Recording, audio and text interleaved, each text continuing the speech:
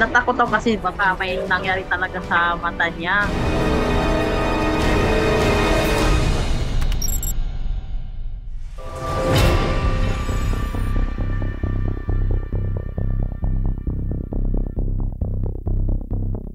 Tinanong ko siya kung anong nararamdaman niya. Sabi niya wala daw. Hindi daw masakit yung mata niya. Sabi ko, bakit magdugo yung mata mo? Hindi ko rin alam, sabi niya sa akin.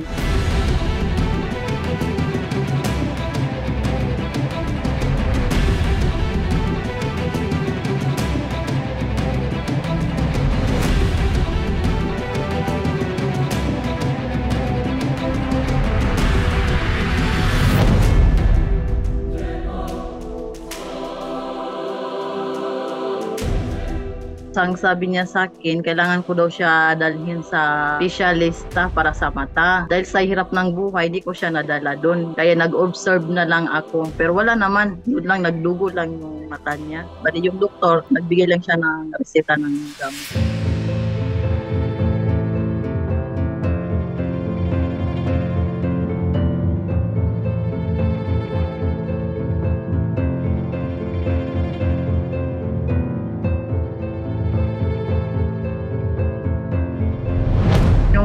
Time na mainit yung panahon, tapos walang pasok. Early morning lang yung pasok ng mga bata. Bale, naglaro po sila ng mga kaibigan niya. Talagang mainit talaga yung pag-uwi niya. Mga alas 6 siguro, naligo siya. Bigla ko na lang nakita yung mata niya, dumudugo po yung mata niya.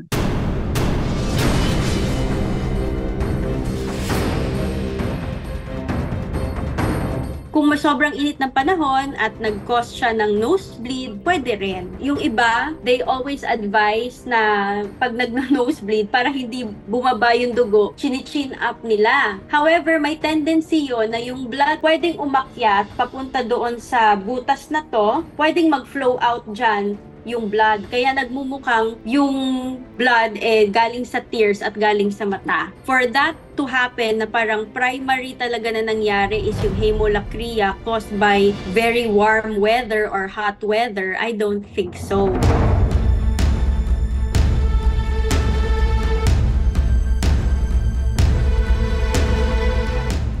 Hemo means blood, lacria means tears, ibig sabihin there's blood in the tears. Usually naman, it's benign, pero sobrang rare mangyari yon. When we say benign, hindi naman siya delikado. However, there are times when it is caused by a serious condition. Some conditions would be kapag ka may trauma, ibig sabihin nasugatan yung mata, kaya may dugo sa loob. Either may severe infection like keratoconjunctivitis, layman's term sore eyes. Minsan naman may tinatawag kaming infection na dacryoadenitis.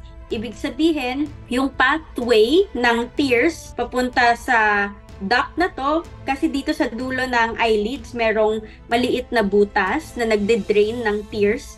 And then sometimes it drains towards the nose. And then if there's inflammation in that area or in that passage, pwedeng mag-bleed kapag ka sobrang severe at pwedeng mag-cause nung ganong klase na nagbi-bleeding dun sa tears. May blood sa tears ng bata na lumalabas.